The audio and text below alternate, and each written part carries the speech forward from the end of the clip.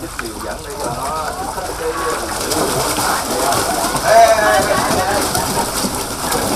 chết ngọt không cái số mấy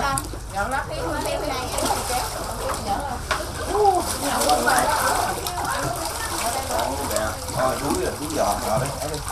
Tôi tìm nhảy qua nữa đó. Lột thì về ra thì thôi đuối rồi, đuối giò rồi đấy. Đi luôn, đúng không?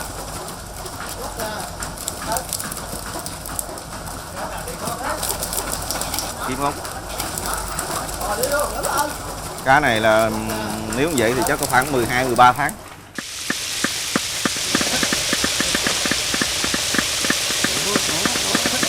Nó liên tục nó có cá hoài đó. Thì khoảng năm gì đó.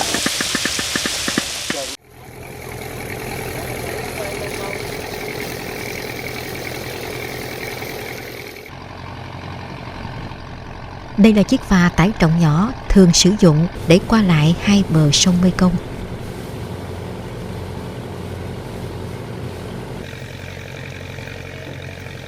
Tháng 7, phía thượng nguồn nước vẫn chưa dâng cao và chưa có màu đỏ đục phù sa như mọi năm, nhưng việc đi lại, nhịp sống thì như thường lệ, nơi giáp ranh giữa Việt Nam và Campuchia. Đây là nơi tôi chọn làm điểm đến đầu tiên vì có nghề nuôi cá bè nổi tiếng.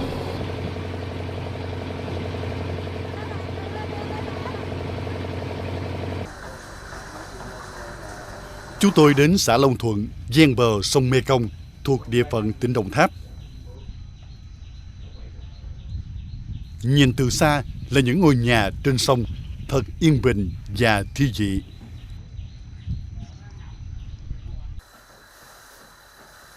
Khi đến gần, rất sôi động là điều làm tôi bất ngờ vì sản lượng cá khổng lồ đang chuyển động bên trong.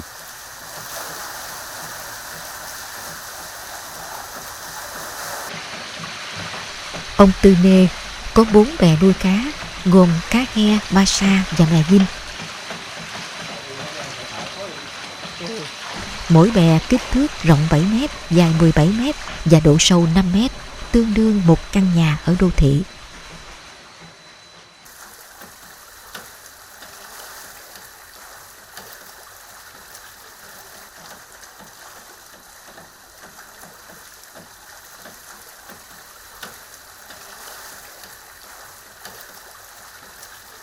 Hai năm nay trở lại nó có phát triển cá nó được ổn định hơn.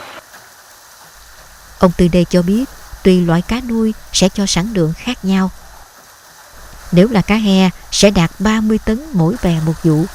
Nếu nuôi cá ba sa sẽ đạt 100 tấn mỗi bè một vụ.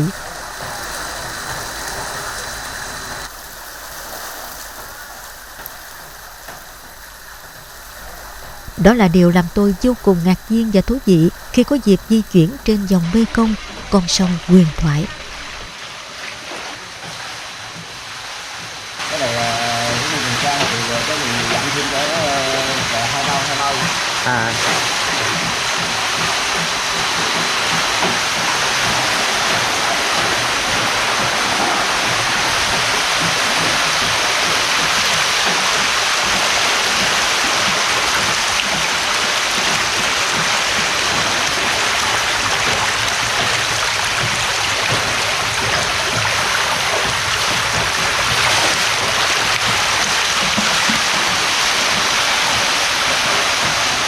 Đây là bè nuôi cá he của anh Tư Nê ở Long Thuận.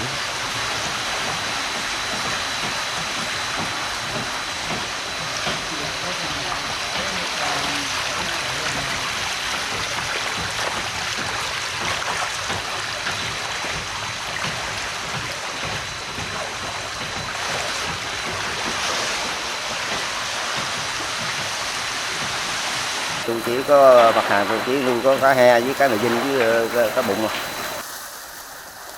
Thời gian nếu nó nuôi từ 7 tháng rưỡi mới có ra được.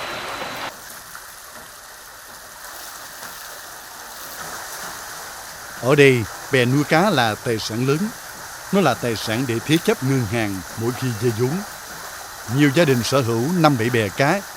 Có được thành quả đó, cần tích lũy lâu dài và thật không dễ chút nào.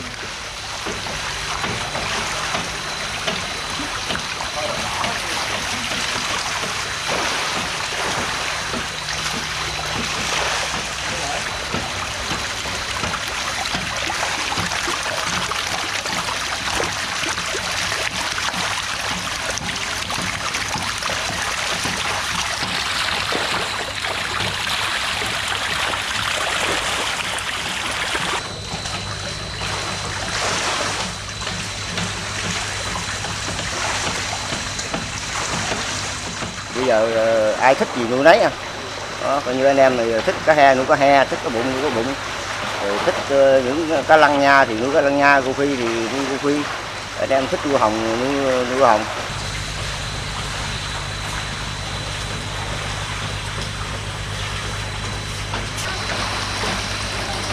Tiêu thụ trong nước cũng có, mà đi về Campuchia nó cũng có.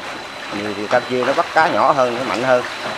Còn như cá đi trong nước nội địa mình thì nó chỉ là cá nó phải bự. Cá từ 200 gram lên nó bán về ở nội địa mình. Rồi gian cá dài hơi lâu hơn. Mặt nước được sử dụng nuôi cá cho sản lượng lớn là điều làm chúng tôi bất ngờ.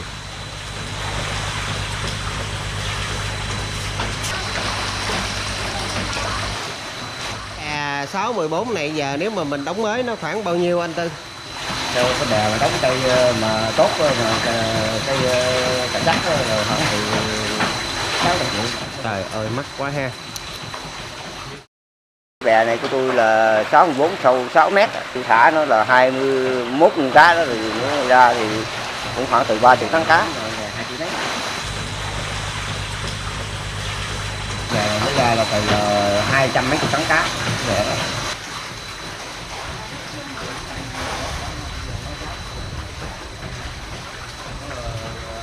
Con ghe có cái mình Vinh nó bắt đi mới mạnh, về Campuchia đi mới mạnh.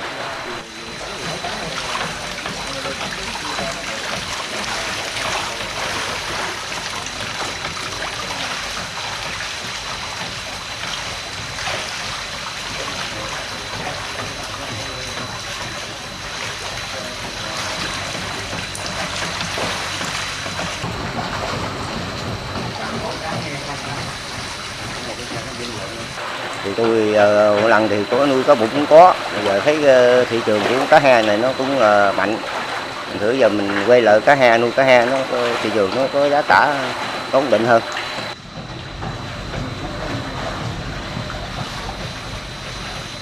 Dãy bè của ông Tư Nê nằm liền kề, giống như những căn nhà nổi khổng lồ và luôn sôi động bên trong.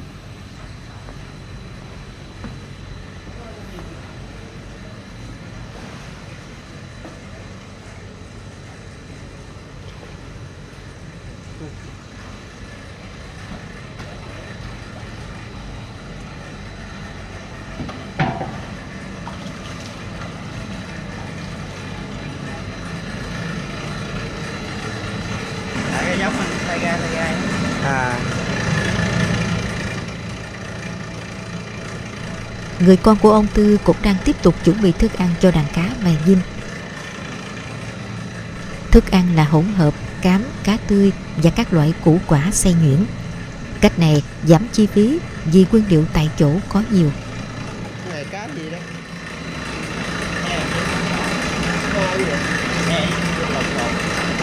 Nó còn nhỏ ha.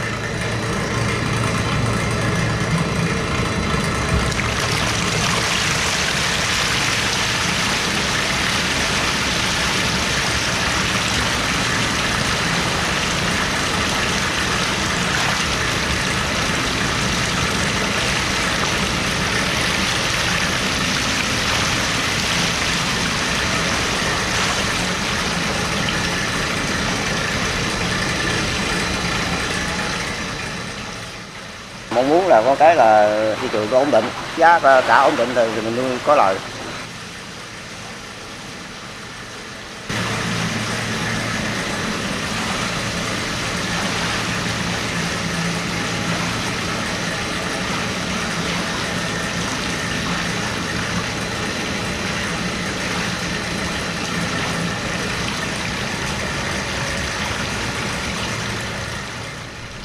Làng bè yên bình mà sôi động với sản lượng hàng ngàn tấn mỗi năm là điều ấn tượng với chúng tôi.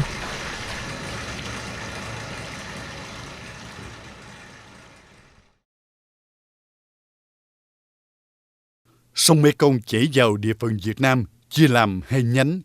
Giữa hai nhánh là những cù lao. Thuật ngữ cù lao bắt nguồn từ chữ pulau, tiếng Mã Lai có nghĩa là đảo. Khi phiên âm ra tiếng Việt có nhiều cách gọi khác nhau, cù lao hay cồn. Nhưng với chúng tôi, đó thực sự là những hòn đảo trên sông xinh đẹp.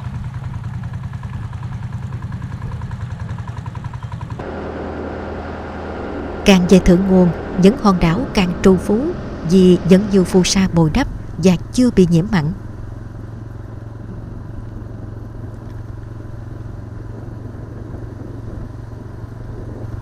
Quanh đảo là những làng xóm yên bình.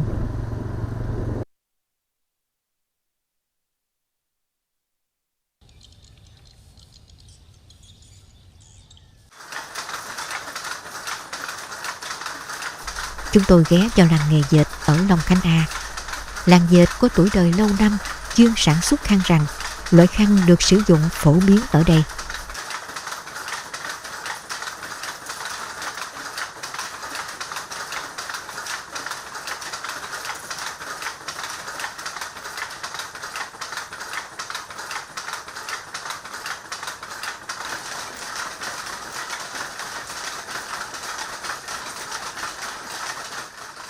Vì dễ dệt nên sọc caro được chọn là họa tiết chính.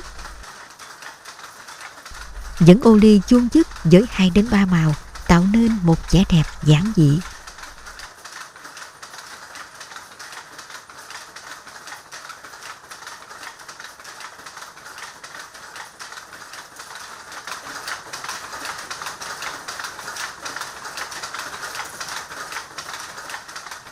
Ở đây, chiếc khăn rằn còn được gọi là khăn choàng hay khăn chàng rất phổ biến vì sự tiện dụng.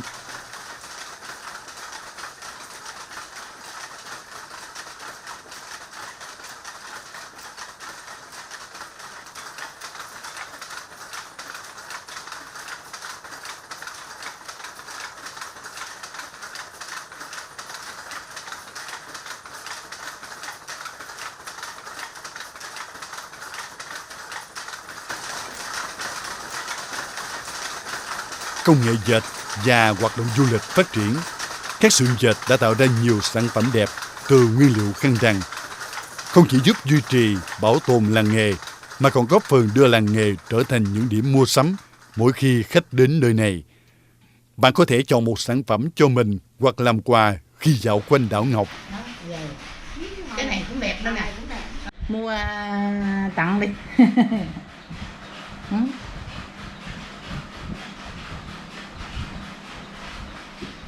Cái làng nghề dệt này, cái khăn tròn này thì nó làm được ra những rất là nhiều sản phẩm, là cũng như túi xách, cà vạt, video của nữ, hay là ba lô, khẩu trang, vân vân rất là nhiều. Nói chung là nón, kết, cái gì cũng có hết, nhưng mà nó cũng từ cái sản phẩm khăn này mà ra. Cái sản phẩm khăn này mà ra.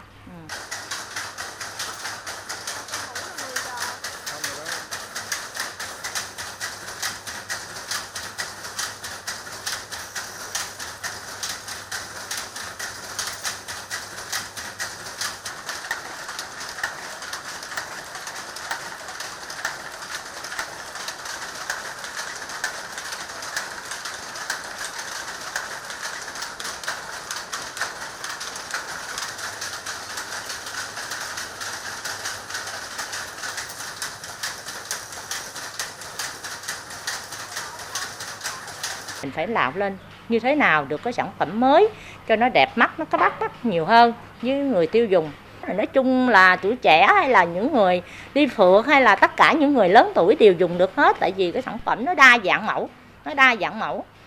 Trẻ có, người lớn tuổi có, khách Tây dùng cái mẫu mã nào thì mình phải làm đáp ứng giống như y sinh như là trong của người khách Tây người ta thích á.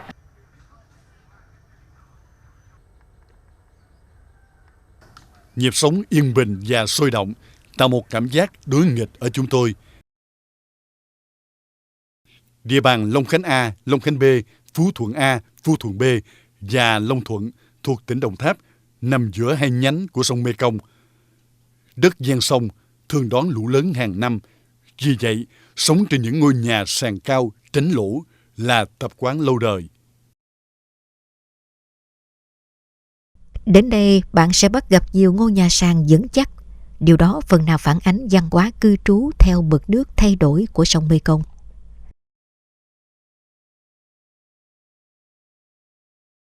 Được bước lên sàn nhà, ngắm nhìn và tận hưởng không gian yên lành cũng tạo cho chúng tôi cảm giác thú vị.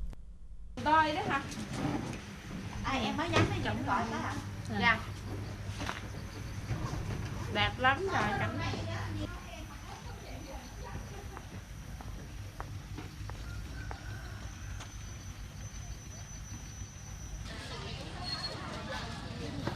Cách làng dệt không xa là chợ Kê Sung. Chợ ở vị trí đầu làng, nơi trao đổi, mua bán hàng hóa của các xóm ấp lân cận. Chúng tôi đến chợ Long Khánh A vào buổi sáng mùa thu. Quang cảnh chợ êm đềm nhưng không kém phần sôi động.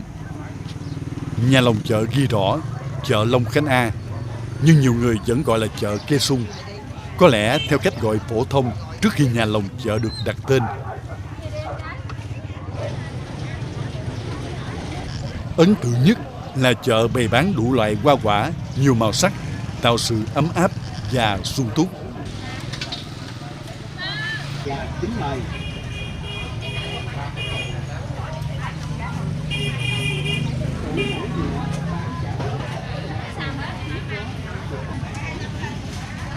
Bên trong chợ, nhiều loại rau củ quả được bày bán.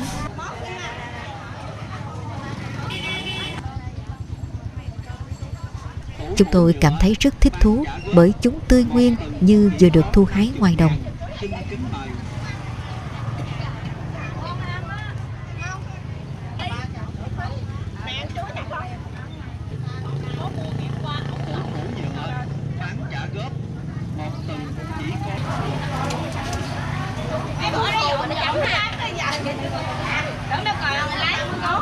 Các loại cá sông, cá đồng tươi rói được bày bán với sự sôi động, gần gũi, gắn bó của những cư dân tại phiên chợ nông thôn buổi sáng ven dòng Mê Công.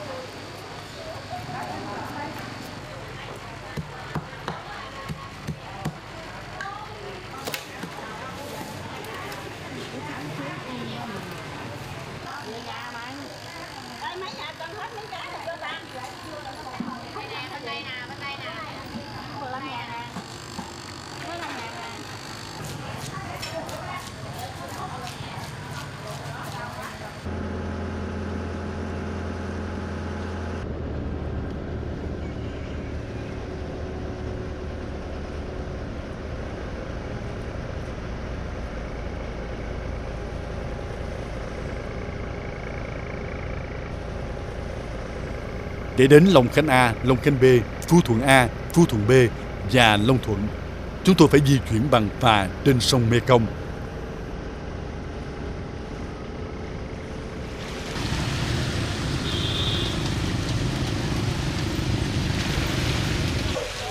Tại bến phà đến Long Khánh B, chúng tôi và nhiều người cảm thấy thích thú khi được ngắm đàn cá tụ tập đông đúc dưới bến sông.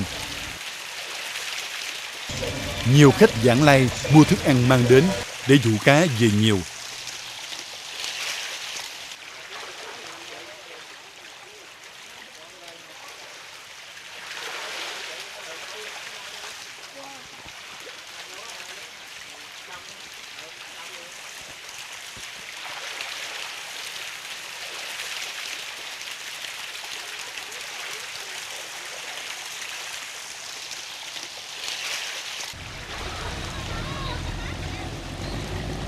Là nơi có phà lui tới thường xuyên, nhưng đàn cá tỏ ra thân thiện.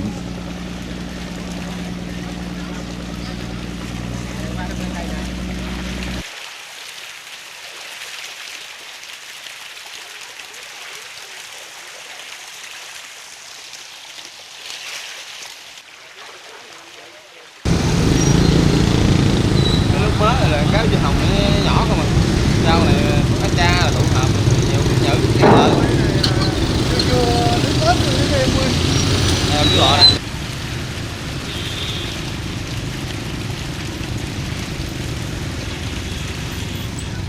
Tự nhiên nó về đây đó, ở đâu ta giờ ăn cái nó buồn loại gì đó. Ta có bắt gì không chị? Không, hiện nay ta giữ lắm, không cho bắt, ta sợ xịt đồ kia đó. Ta cũng canh giữ, không cho bắt. Vui lắm trai.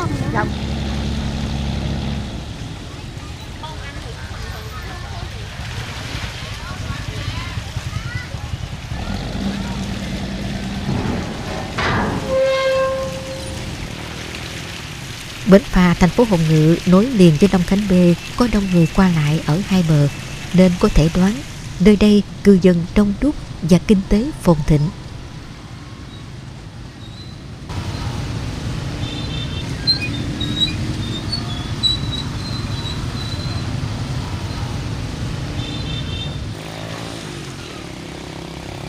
Nhiều người còn tự nguyện quyên góp thức ăn, tiền bạc để cùng nhau giữ gìn đàn cá, với mục đích để đàn cá đông hơn, để người qua phà ngắm nhìn, góp phần giúp cảnh quan thêm tươi đẹp.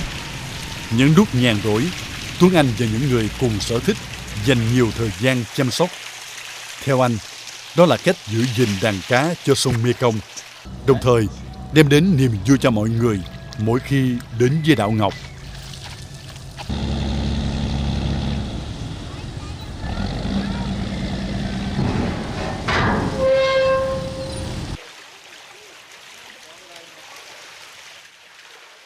Cái đàn cá này nó về lâu chưa hả anh Tuấn Anh? Về cái 2 năm nay. Nó gồm những cái loại cá gì anh? Cá cha, cá chê, cá vô phi với cá lóc với cá vô rồi nè. Công việc của anh hàng ngày ở đây chăm sóc nó như thế nào? Như em cắm cây, cắm đồ đừng cho người ta bắt rồi đó, cắm cây cho cá nó ở với thức ăn rồi đó, ta cho tiền mình đó, mình mua thức ăn cho nó ăn. Vậy hả? Vậy là cái đàn cá này nó cũng có công sức đóng góp của anh nhiều ở đây. Dạ, của em giữ trà gai là toàn em làm không à. Rồi người dân ở đây có cùng sức để mà gìn giữ không anh? Có người dân ở đây có. Ai cũng đều gìn giữ hết, ai đợi người ta la. Trên cái dòng sông này mà có được cái đàn cá như vậy thì anh cảm thấy thế nào? Rất vui, cá nhiều là ở đây nhiều người bà con ta nhìn ngó coi. Đi qua phà nhìn thấy nó cũng thú vị ha. Dạ đúng rồi. Cái mong muốn của anh sao để cái đàn cá này nó duy trì lâu dài anh? Đàn cá mình muốn đàn cá này duy trì lâu dài cho bà con dòng họ ta coi, như người này kia qua đò lại ta coi. Ai cũng cảm thấy thú vị hết trơn ha. Đúng, dạ. Ai nhìn thấy cũng vui. Lớn rồi giờ nó ham lắm, giờ nói chung là ai cũng tiền đó, phải cho ăn nhất đó.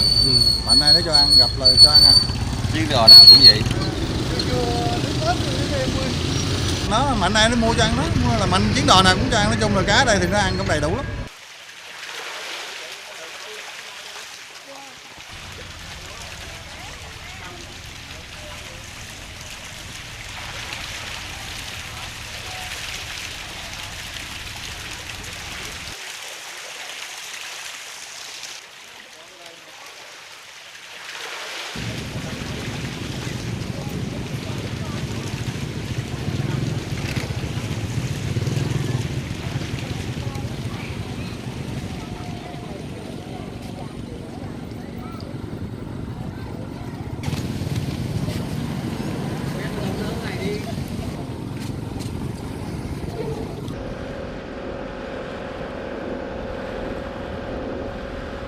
Nằm giữa hai nhánh của sông Mekong, Long Khánh A, Long Khánh B, Phú Thuận A, Phú Thuận B và Long Thuận có lẽ là những hòn đảo có lịch sử lâu đời.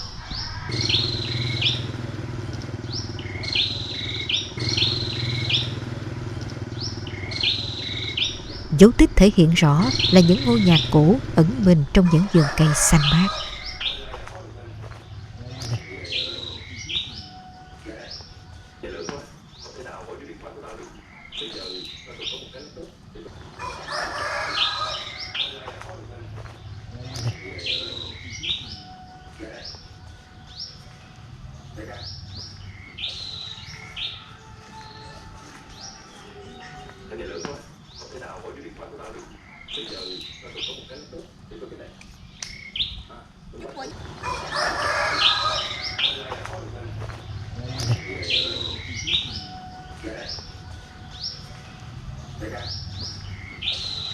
Ngôi nhà của cụ Lê Thị Kiệp ở Long Khánh A, chúng tôi được ghé thăm, là một trong những ngôi nhà cổ xưa như thế.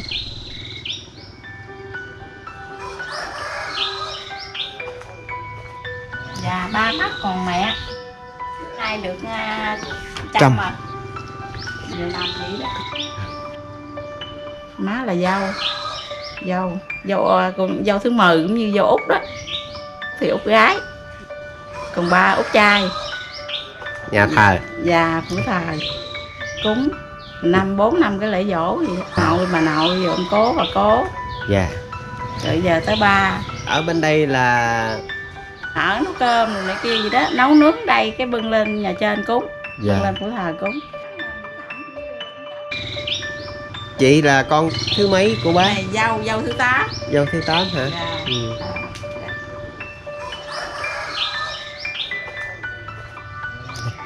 Tôi đó là năm 2020 á.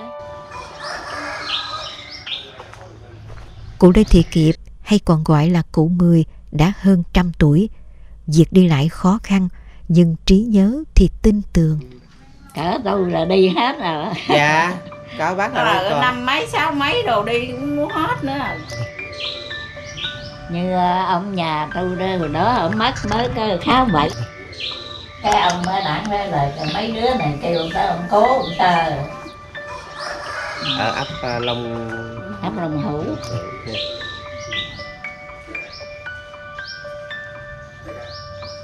Bác sống được như vậy á, cái ăn uống của bác là sao mà mình để giữ được cái sức khỏe tốt á? Thì ăn có khi thì ăn biết ngon, khi ăn không biết ngon. Hồi lúc má còn trẻ còn nhỏ má ăn sao mà má được sống tới giờ này vậy đó, điều độ rồi vậy đó. Thì ăn thì cũng bình thường chứ cũng không có gì. Bác thích nhất là cái món ăn gì thời trẻ? Thầy trẻ thì ăn gì cũng có, canh hay là ăn muốn ăn gì ăn nấy. Nhưng mà tại sao mà lại mình ít có bệnh đó hả chị? Như má thì sanh nhiều nha, sanh 14-15 lần nữa đó. 14-15 đứa con. Dạ. Chị Thanh Thủy, con dâu thứ 8 của cụ, đã giúp chúng tôi nhận ra tình thương yêu của ông bà dành cho nhau và dành cho con cháu là bí quyết của trường sinh. 14 đứa. Nhưng mà ba là hồi đó ba thương má lắm, ba đi mặn không là ngoài đồng không đó, đất rất là nhiều. Ba đi mặn một mình vậy đó, giờ mướn người làm thêm. Rồi bác ở nhà lo nội trợ. Má chỉ ở nhà cơm nước thôi chứ không có đụng cái cỏ. Nói chung là ba thương má dữ lắm. Hồi trẻ bác thích món gì nhất? Cá thịt gì cũng ăn cũng nhiều. Thịt thì ăn ít hơn cá. Vậy là ăn cá nhiều hơn ha. Bây giờ ha là con cháu hồi xưa gì ha, có chồng có vợ nhiều tên gì nhớ hết trơn luôn, coi như là không còn sót cái gì. Những ngôi nhà này đã lâu năm chưa hả chị? Trên 100 năm rồi.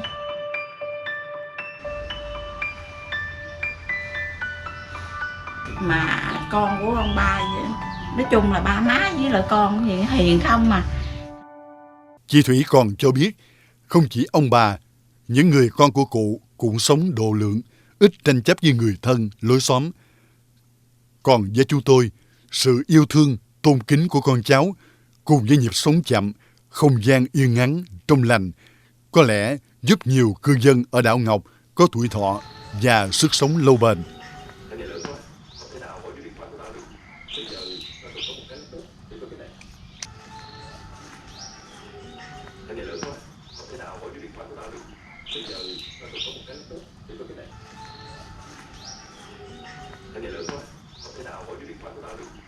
Chúng tôi đã mạn phép chị Thủy, chủ nhà, ghi lại vài hình ảnh ngôi nhà có kiến trúc nội thất kiểu Á Đông, kết hợp với kiến trúc Tây Phương thời thuộc Pháp.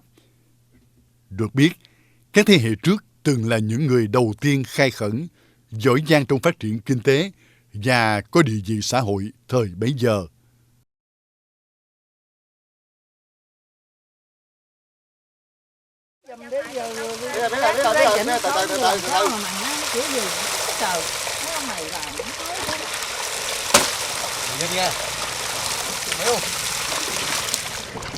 Lấy cái cây chọc ra. Bùng vậy chút thì tính hơn. Vùng đất nổi giữa sông Mekong lại gần với biên giới Campuchia, nên ở Long Khánh A, Long Khánh B, Phú Thuận A, Phú Thuận B và Long Thuận có nghề sản xuất cá tra giống nổi tiếng, có sức chi phối lớn trong đời sống sản xuất của vùng hạ lưu sông Mekong rộng lớn. Đến đây, chúng tôi còn được tận mắt chứng kiến hoạt động sản xuất cá tra giống sôi động của làng nghề lâu đời. Cá lên, chơi kìa. cái hầm này còn còn 3 cái nữa rồi nè. Kích cỡ lớn nhỏ của cá tre giống được tính bằng phân hay cm. Thí dụ như người bán dùng rổ có kích thước mắt lưới 1,5 phân để gạn bắt những con cá 1,5 phân. Còn cá bột được đong đo bằng ly.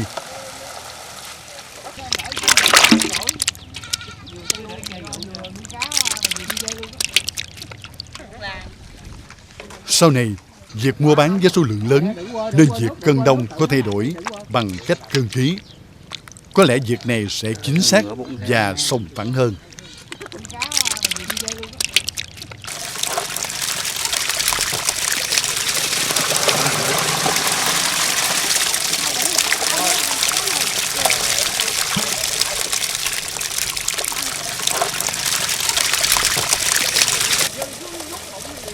Vào khoảng thập niên 50-60 của thế kỷ trước, mỗi khi nước thượng nguồn sông Mekong bắt đầu đỏ đục, hay còn gọi là nước quay, là lúc người dân dùng lưới để vớt hoặc mua cá tra bột về ươm nuôi thành cá giống, đem bán khắp nơi.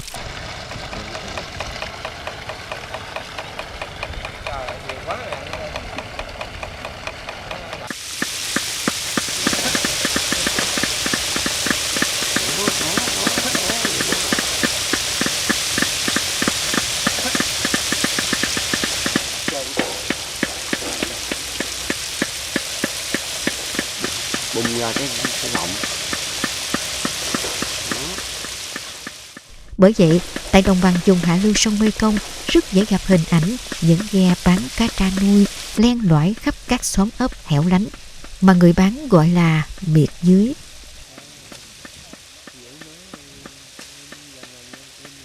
Ngoài bán tiền mặt lấy liền, những khi ế ẩm hoặc người mua chưa có tiền, cá tra giống còn được bán thiếu và thu nợ vào mùa cá năm sau.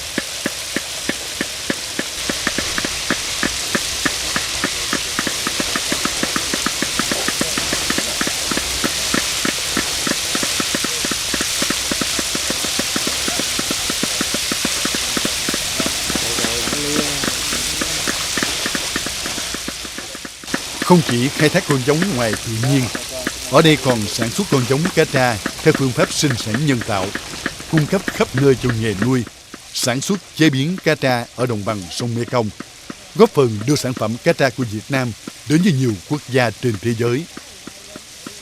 Nuôi cá tra nhiều và quanh năm nên sẽ không khó để bạn bắt gặp cảnh thu hoạch cá giống vận chuyển đến các nơi. Nó liên tục, nó có cá hoài. Thì mãn năm gì đó, nó có xanh đẻ hoài vậy đó, không có mùi màng gì hết trơn. Rồi là như vậy là mình nuôi nấu đuôi hoài. Lỗ bài này thì mình làm bài khác. Vậy đó. Ví dụ như nó có lỗ. Có lỗ thì mình dày lại cái khác. Còn cá sông? Cá sông thì mình hồi trước mình nuôi thì một năm có mùa một thì nó lỗ rồi cái mình chờ mùa tới. Quang năm kể như giáp năm mới là nuôi lại nữa. Vậy. Mà cái số lượng bây giờ nó lớn hơn hồi trước. Trời giờ nó kể như số lượng bây giờ nó lớn gấp cả 100.000 lần vậy đi ha. Chứ không phải hồi xưa thì nó có bao nhiêu đâu. Thí dụ hồi xưa nuôi chừng khoảng 10 người, bây giờ nuôi cả 100 người.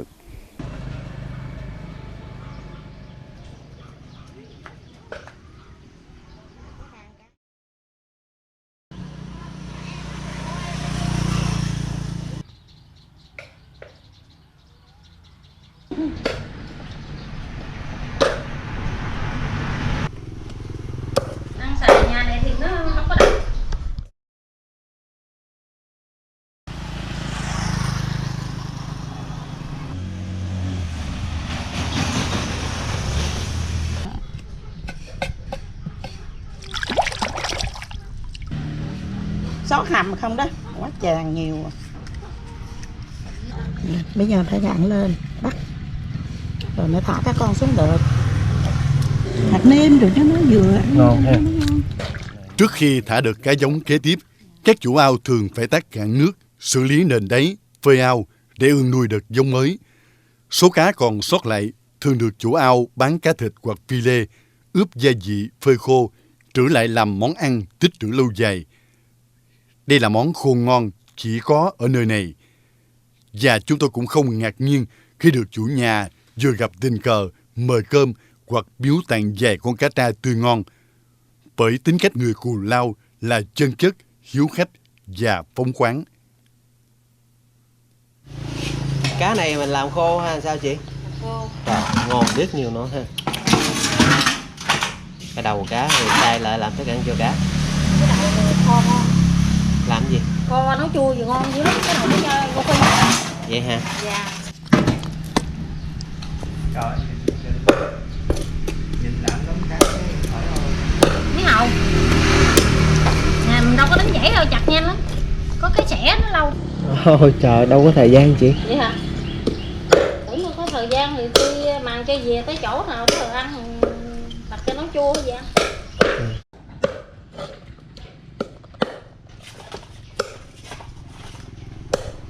Một công là 3 công thứ 6. Cái này chú chín.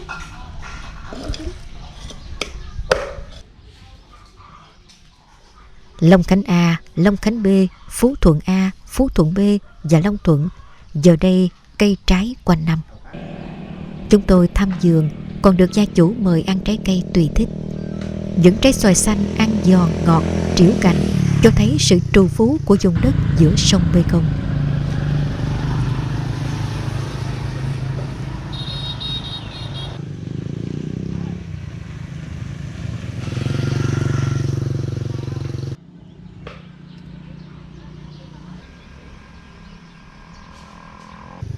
Xưa kia, người Việt khai khẩn đất quan cũng ưu tiên chọn những gò đất ven sông, bởi nơi đây có địa hình cao ráo, đất đai màu mỡ nên cây cối tốt tươi, mà Long Khánh A, Long Khánh B, Phú Thuận A, Phú Thuận B và Long Thuận là một trong những nơi trù phú nhất.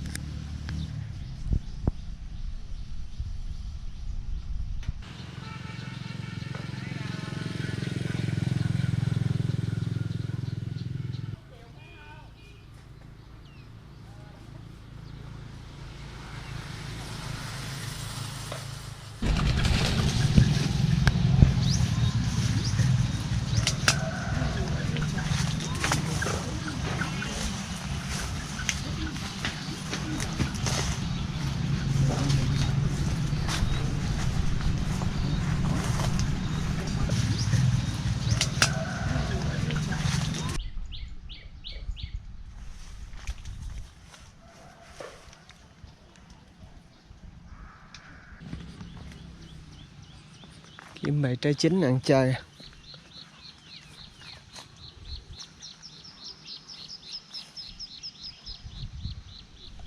Xoài, trái cây ngon nhiệt đới được trồng nhiều nhất ở đồng bằng hạ lưu sông Mekong. Bạn cũng đừng bỏ lỡ cơ hội thưởng thức trái xoài ngon của xứ sở này. Ngoài nuôi thủy sản, người Cù Lao còn giỏi trồng trọt, tạo nên một màu xanh mát mắt quanh năm.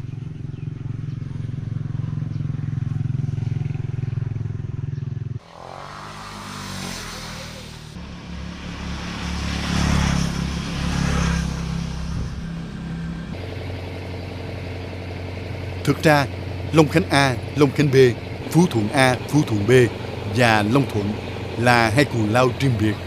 Mỗi cù lao cách nhau bởi một nhánh nhỏ của sông Mekong để tạo thành một cụm.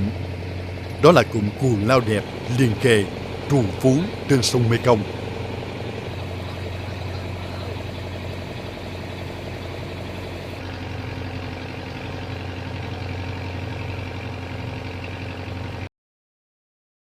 Để hiểu hơn bề dày lịch sử, chúng tôi được ông Hồ Văn Tài, dân địa phương thường gọi là ông Hai On, giới thiệu đôi dòng sơ lược về phủ thờ họ Hồ.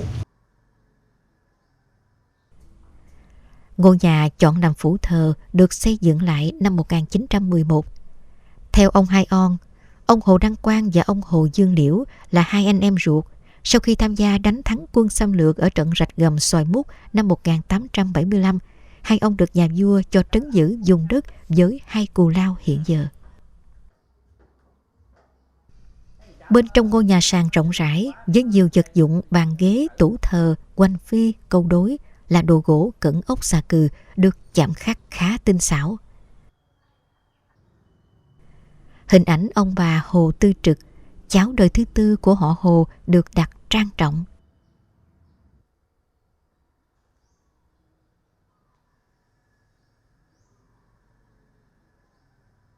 Theo lời của ông bà kể thì hồi xưa là hai anh em họ Hồ ở ngoài Trung, hồi đời vua Quang Trung Nguyễn Huệ vô đây là lính của là quan của là vua Quang Trung, vô đây đánh cái trận Rạch Gầm Xoài Mút rồi về trấn giữ hai cù lao này. Là ông anh là Hồ Đăng Quang là trấn giữ cù lao lớn, khai khẩn cù lao lớn, rồi cái ông Hồ Dương Liễu là khẩn cù lao nhỏ. Là hai anh em. Tới đời tôi là đời thứ 8 của cái gốc họ Hồ hai ông đó.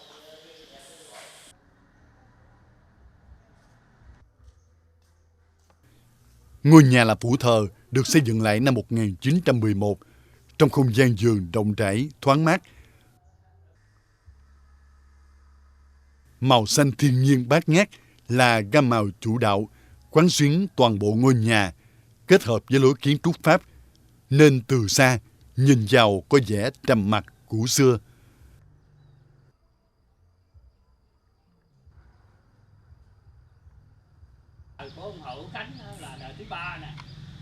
Nói chung là cái ông bà này cũng chọn cái vùng này đó là cái hồi xưa mà ông bà nói là trên cơm dưới cá đó, nói vậy đó, thì thành ra là về ở đây là con cháu rồi phát triển đều hoài. Tới đời tôi là đời thứ 8, con cháu đầy đủ. Vùng đất là sống như nghề nông nghiệp không à, trồng tỉa chăn nuôi, ruộng với rẫy vườn. Trước này thì có ở tại cái vùng đất Long Tả đó, có một cái khu là công nghiệp Vạch Tròn, là có cái công nghiệp Vạch Tròn ở tại Mỹ Hòa Long Tả.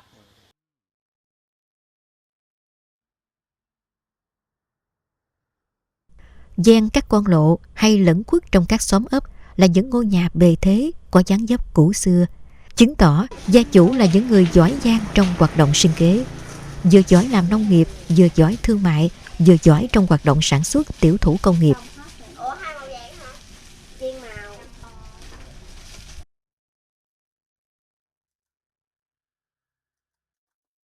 Gia đình bà Nguyễn Thị Ngọc Em có lẽ là một trong những gia đình như thế.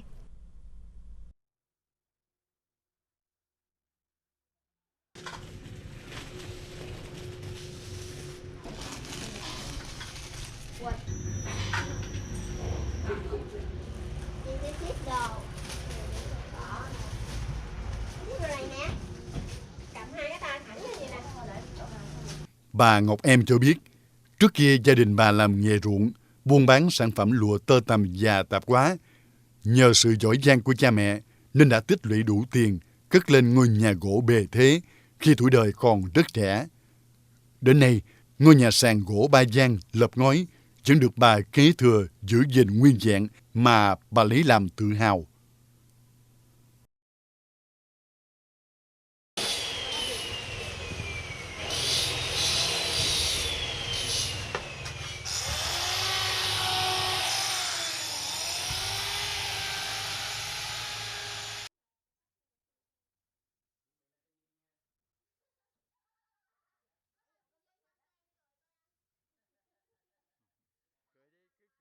Giỏi chứ, giỏi lắm mà được cái nhà vậy đó. Các cái nhà chú biết là mua, ông già chồng là ông kỹ lắm, không mua cây ở đây. Lên sông lớn ở cho nó, mua lựa từ cây đem về. Chứ không có mua cây mà ở đây mà cây đây không tốt, ông lên tới đây trên danh cho nó. Ông lựa cây, ông mua ông bè vậy này là các nhà. Kỹ vậy đó, ông bằng cực khổ, sắm đồ làm sắm chất lượng. Cái nhà này chú thấy đâu có thể ít tiền đâu. Mà ba mấy tuổi rồi mà ba mẹ mà cắt được cái nhà gì là dữ dằn. Con cháu là người nào cũng vậy, lo làm ăn không à. Cha mẹ để cái nhà như gì là có nó quý giá lắm.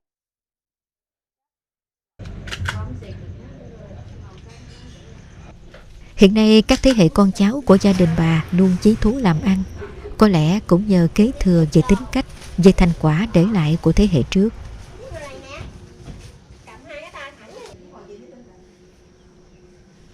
Đến đảo Ngọc, chúng tôi bắt gặp nhiều ngôi nhà được xây dựng lâu năm, nhiều con người với tính cách và phẩm chất năng động, chăm chỉ và chịu khó, luôn giữ gìn và coi trọng truyền thống như vậy.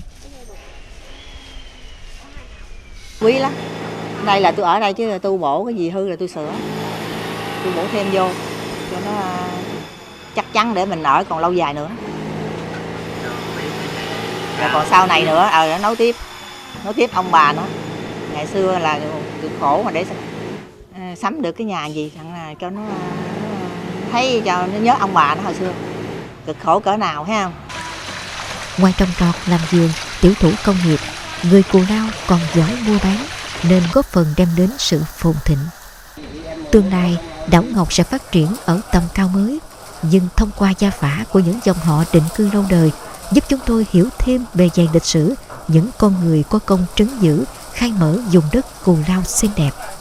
Với chúng tôi, đó là vẻ đẹp rực rỡ, đáng tự hào của đảo Ngọc trên dòng Mê Công huyền thoại.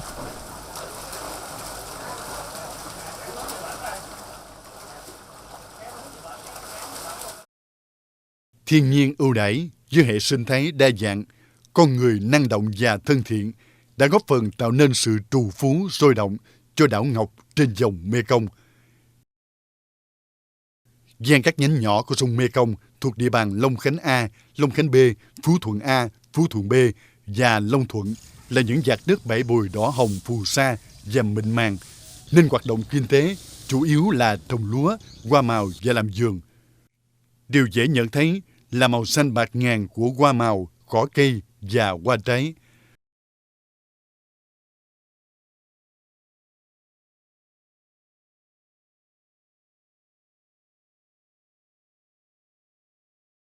Ấn tượng nhất là những ruộng bắp hay còn gọi là ngô. Chúng trải rợp màu xanh mướt, mút tầm mắt. Bắp có nhiều nơi, nhưng ở đây có giống bắp nếp nổi tiếng nhờ dẻo thơm khi nấu chín. Ông Phan Văn Bồng, chủ ruộng bắp cho biết, mỗi cây bắp cho nhiều trái, người trồng chỉ lấy một trái duy nhất nhằm giúp cây tập trung dinh dưỡng, nuôi trái còn lại.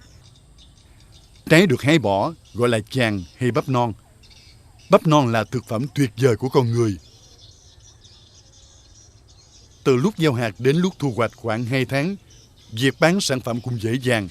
Khi khoảng hơn tháng tuổi, người mua đến thỏa thuận giá, đặt cọc và đợi đến ngày thu hoạch. Lúc này thì công thì cũng được 5 triệu. Mỗi cây trái. Có cây nào được 2 trái không? Ít có lắm, mình lặt tràn mình bỏ. Mình lặt tràn lấy tràn rồi cho nó dồn là một trái. Nó gì đó. Nghĩa là mỗi cây này mình chỉ lấy được 1 trái thôi ha. Nó tới 2 trái này.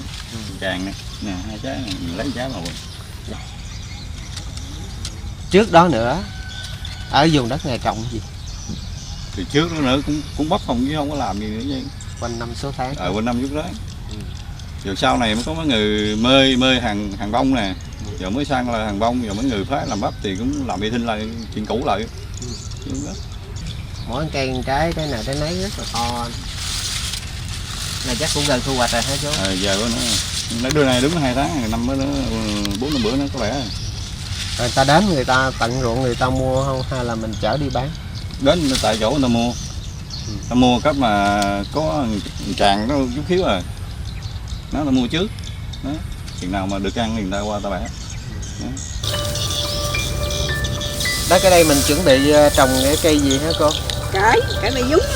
Dạ. Mình rải rơm. Rải rơm rồi nó không có văng đất lên.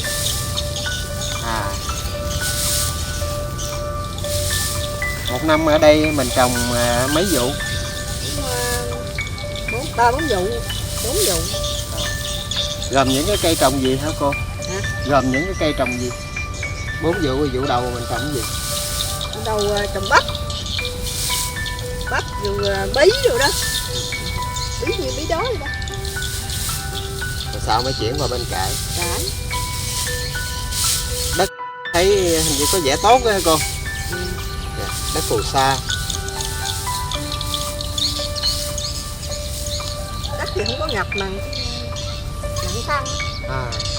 Nghĩa là năm nào có nước ngập á thì nó ít phân. Ít phân. Mình đặt ta cái nó trở lại.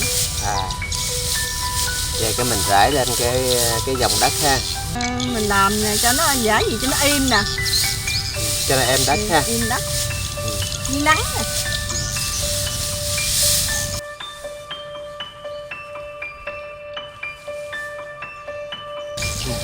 Văng lên đọt rồi đó.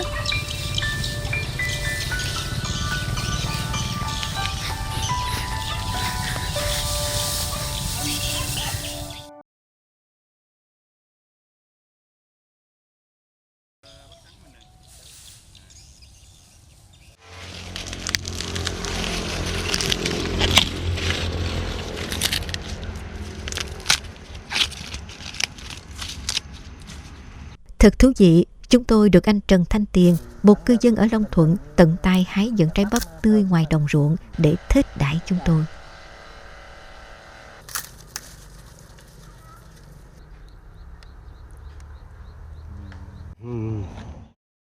Ngọt quá ngọt.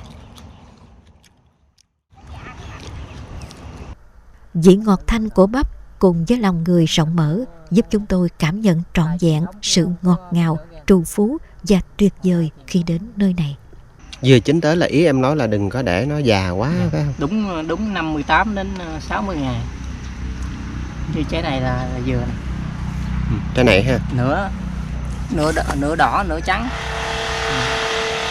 Còn trắng nhiều hơn. Ăn tươi hay là nấu chín là cái nào ngon hơn? Thường cái này ăn tươi, người biết ăn tươi sẽ ngon. Nếu nấu thì vẫn được. Cái rau này nè, mình nấu nước uống vẫn ngon. Nước trà. Bây giờ nó có cái màu tự nhiên là màu đỏ. Trong cái màu tự nhiên nó có vitamin A và chất chống oxy hóa rất là cao. Này gọi là giống bắp gì em? Bắp nữ hoàng đỏ. Giống nhập của Thái Lan. Lai truyền thống chứ không có biến đổi gen. Họ lai truyền thống ra. Anh Tiền là người sở tại, rất đam mê với nghề nông, với phương pháp canh tác mới tiên tiến. Cái màu nó cũng bắt mắt hơn, giá nó cao hơn.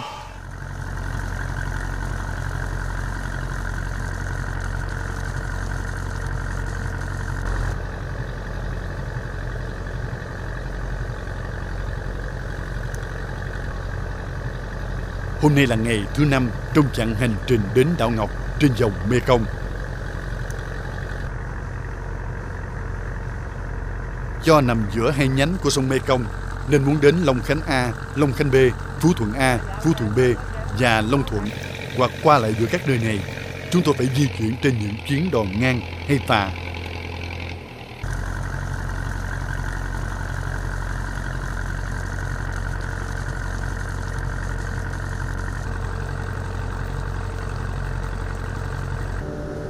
Tùy theo đoạn sông rộng hay hẹp mà có các phương tiện vận tải lớn nhỏ khác nhau. Đánh giá chung là rất thuận lợi khi đến đây bằng phương tiện vận tải thủy.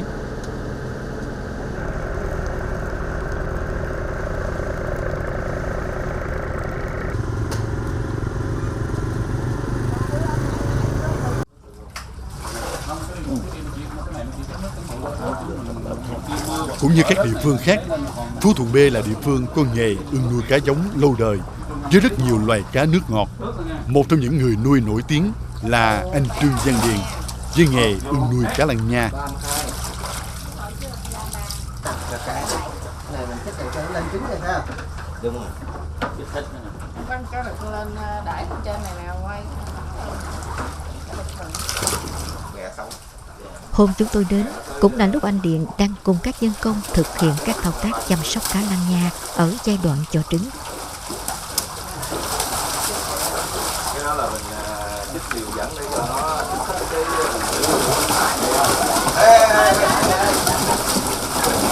Chết ngọt không? Cái số mấy?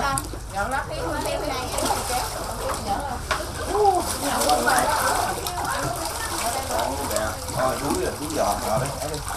Tôi tìm nhảy qua nữa đó. Lột thì về ra thì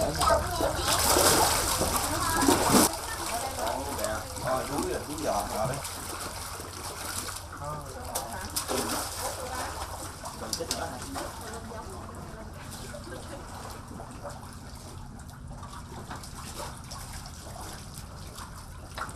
Sau khi được tiêm kích thích tố, cá lăng nha bố mẹ được thả trở lại bè chăm sóc, đợi đến ngày cá cho trứng.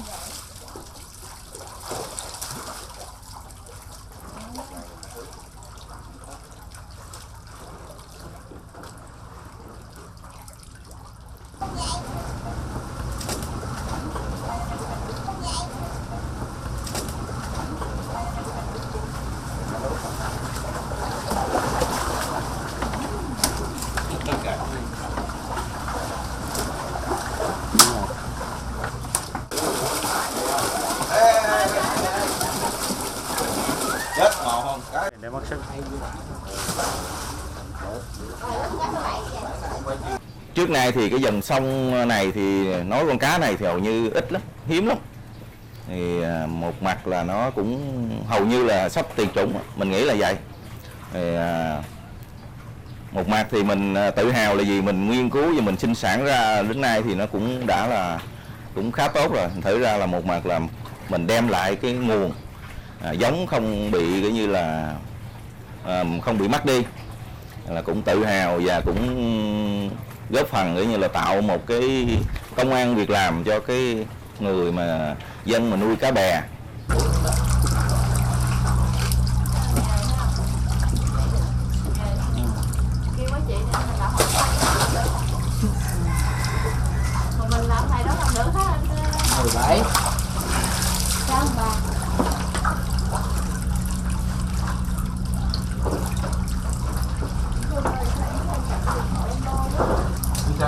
Lớn đâu có ướt đâu.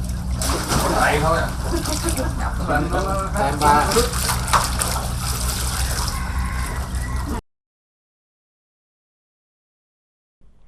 Cá lăng nha hay còn gọi là cá lăng đuôi đỏ. Trong tự nhiên, loài cá da trơn này có thể đạt trọng lượng 60 đến 100 kg.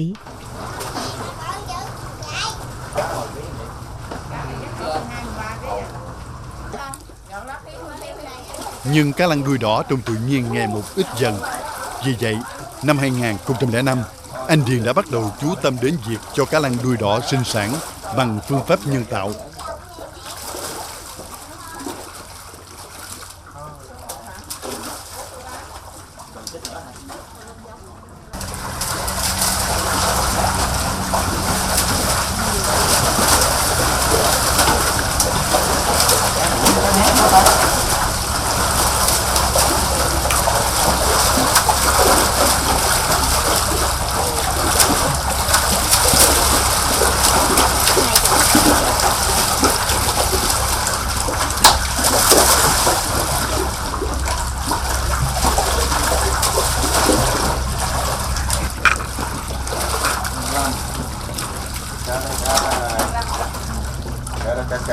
Cá cái thì nó bơi lớn không ạ? Có cá đực cá xíu thôi.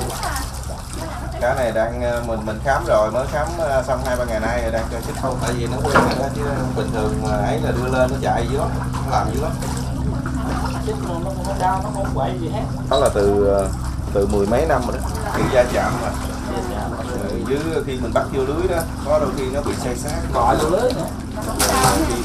Cũng có khi nó không sao, có khi nó cũng hao. Thực ra là nếu mà đẻ mà không khéo đó thì có khi là, tại vì trước nay thì có một số làng bè thì từ cá ba sa, cá tra, cá bụng thì có đôi khi cũng thâm trầm lắm, rất là khó lên trong cái vấn đề lỗ lã.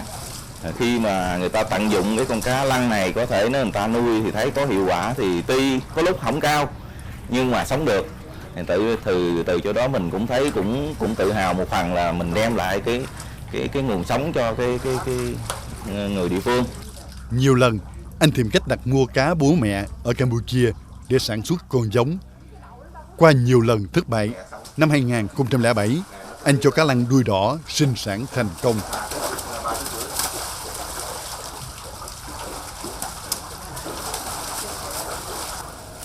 đảo Ngọc trù phú lại càng sôi động với hoạt động nuôi trồng quy mô lớn. Đó là điều làm chúng tôi bất ngờ và không uổng phí khi dành nhiều thời gian khám phá nơi này. Một hòn đảo nhỏ xinh đẹp, đầy sức sống trên dòng Mekong huyền thoại.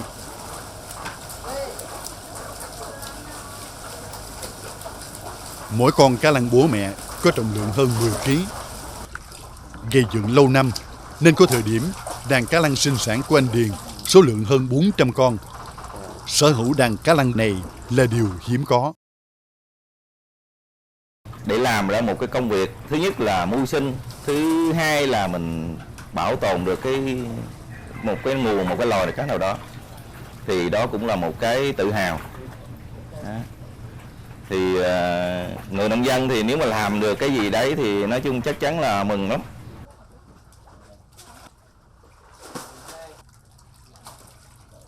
Năm 2007, số lượng giống cá lăng của anh Điền đạt 40 đến 50 ngàn con. Đến nay, năng lực sản xuất đã lên đến vài triệu con giống cá lăng mỗi năm. Anh Điền cũng là người cung cấp cá bột, con giống cá lăng nhiều nhất cho người nuôi ở lưu vực sông Mekong như An Giang, Đồng Tháp.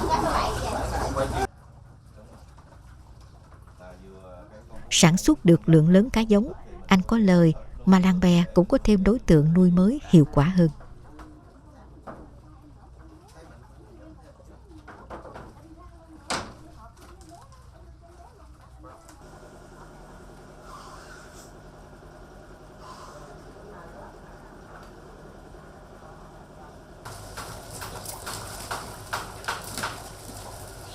Với đàn cá lăng sinh sản, anh Điền vừa sản xuất cá bột, vừa sản xuất cá giống và nuôi cá thương phẩm. Đi đầu trong việc sản xuất giống cá lăng và cá thịt thương phẩm, nhưng anh Điền trải qua không ít thất bại. Sự kiên trì đã đưa anh đến thành công.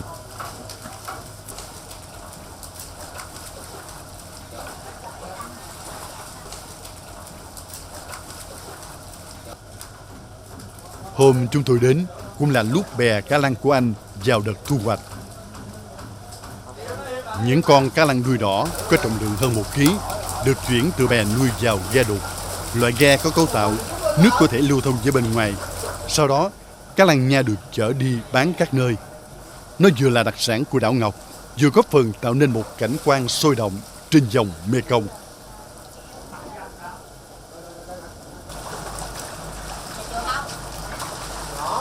Với 8 bè và 2 hectare ao nuôi, mỗi năm anh Điền sản xuất vài triệu con giống và hàng chục tấn cá lăng đuôi đỏ ra thị trường. Nhờ con giống cá lăng được sản xuất nhân tạo nên việc ươm nuôi cá lăng cũng diễn ra quanh năm. Kiếm ốc. Cá này là nếu như vậy thì chắc có khoảng 12-13 tháng. Không chỉ anh Điền, nhiều hộ nuôi cá lăng bán với giá cao đã mang lại nguồn lợi lớn.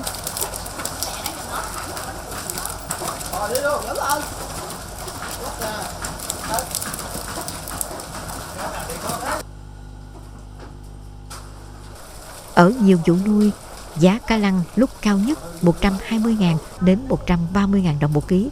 Với mức giá này thì người nuôi lời nhiều.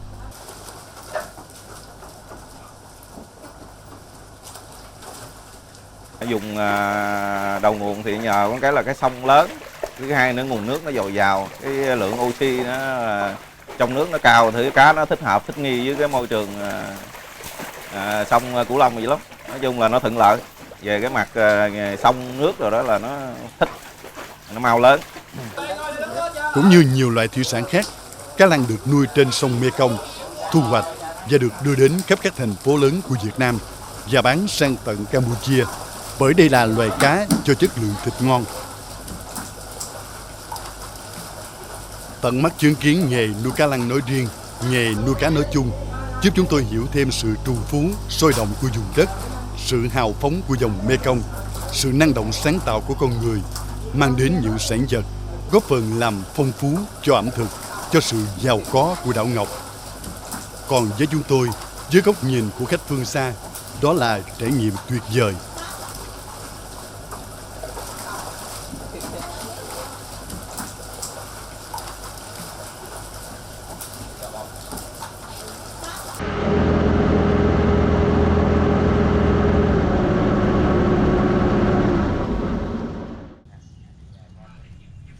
Không chỉ giỏi nghề dệt, trồng lúa, nuôi cá, người dân Cù Lao Long Khánh A, Long Khánh B, Phú Thuận A, Phú Thuận B và Long Thuận còn giỏi với nghề làm vườn, trồng lúa hay hoa màu. Dọc theo các xóm ấp, chen lẫn trong những ruộng bắp, hoa màu là những vườn cây ăn trái sum xuê.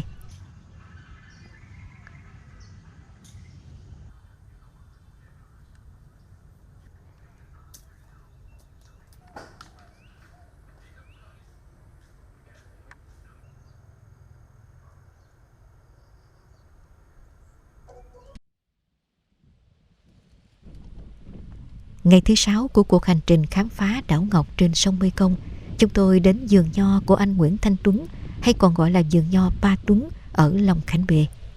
Vườn nho nằm giữa cánh đồng rộng mênh mông đang vào mùa cho trái.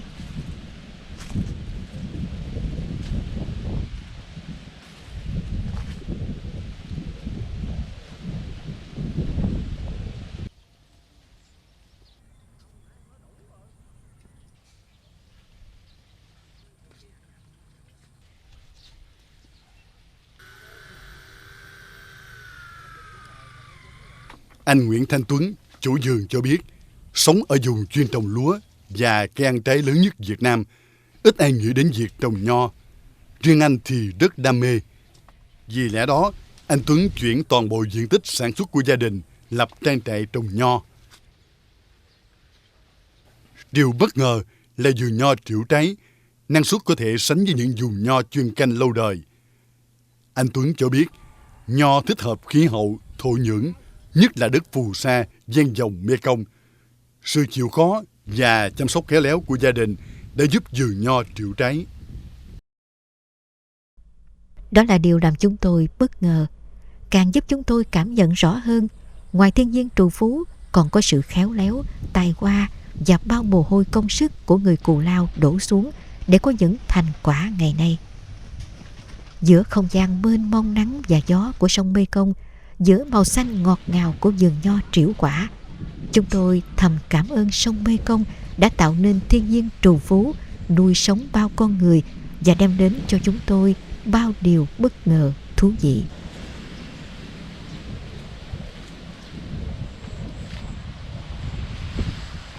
Thật không còn thú vị nào bằng giữa trại nho mênh mông, thưởng thức những món ngon đồng nội, cảm nhận sự trong lành của thời tiết mát mẻ trên dòng Mê Công thì thật là điều thú vị.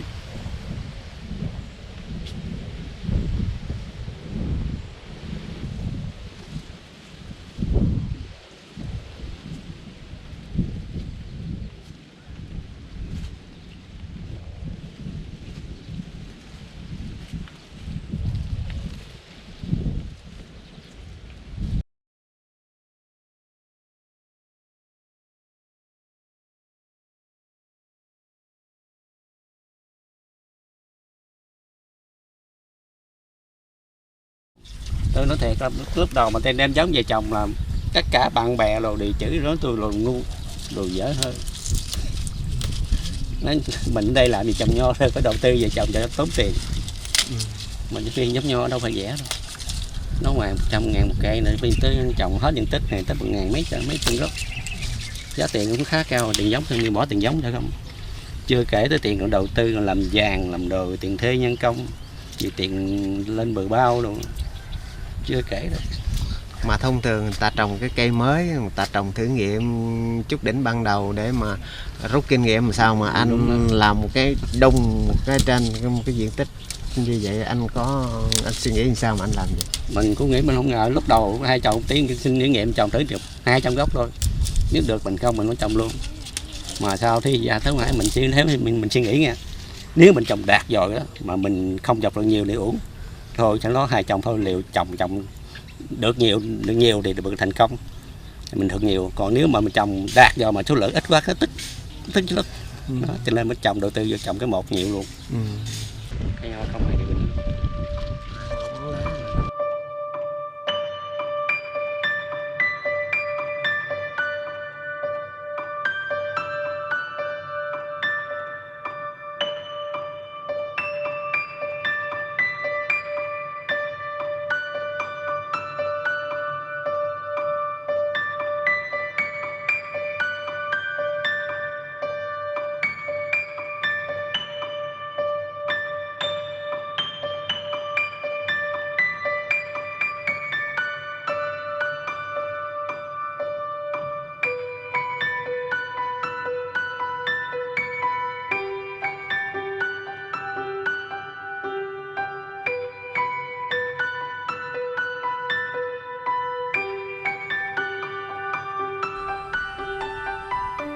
Tại các lưu vực sông Mekong, sau mùa nước nổi, các bãi cát ven sông bắt đầu lộ thiên.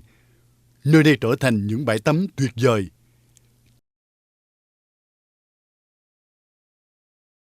Càng hướng về thượng nguồn, nước càng trong và cát vàng càng mịn. Bởi ít bị lẫn tạp phù sa nên các bãi tắm càng đẹp.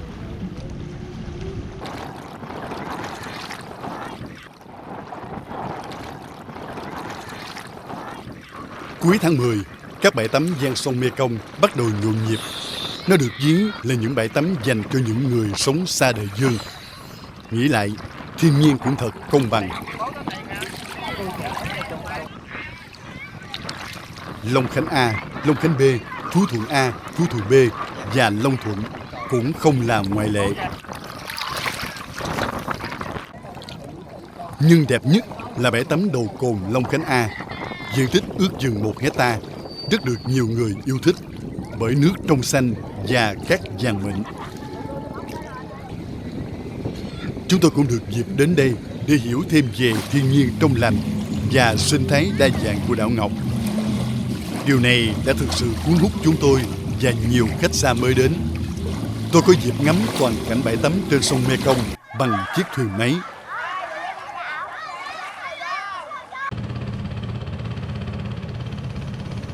Người bản xứ đã điều khiển xuồng máy giúp chúng tôi di chuyển trên sông, rất thân thiện và nhiệt tình. Nhiều nhóm du khách vượt đường xa đến đây, tận hưởng những giây phút tuyệt vời.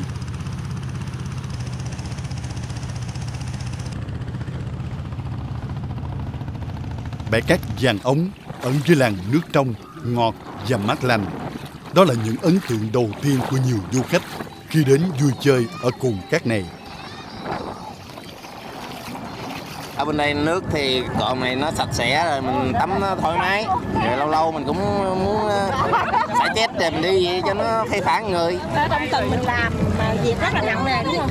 Lâu lâu mình đi đây đi đó, đi qua cái cồn này, nói chung là nước nó như vậy em rất là thích, thoải mái, nóng mát, em thích, rất là vui.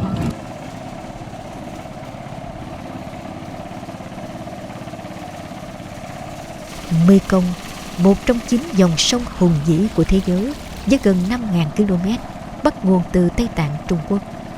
Trên suốt con đường thiên lý, phù sa bồi tụ tạo nên nhiều hòn đảo. Riêng lưu vực sông Mekong của địa phận Việt Nam, chúng tạo nên 74 hòn đảo lớn nhỏ. Tại đây thường gọi là đảo trên sông, cồn hoặc cù lao. Riêng với chúng tôi, đó thực sự là những hòn đảo xinh đẹp. Trong đó, Long Khánh A, Long Khánh B, Phú Thuận A, Phú Thuận B và Long Thuận mà chúng tôi có dịp đến có thể xem là đảo Ngọc vì sinh thái đa dạng, độc đáo, sống động và con người hiền hòa thân thiện. Tất cả được hiện lên với vẻ đẹp lấp lánh, tinh khôi, chắc chắn sẽ đẹp hơn nữa trong tương lai. Còn với chúng tôi, 7 ngày đến với đảo Ngọc giữa dòng Mekong là những giây phút trải nghiệm quý giá trong đời.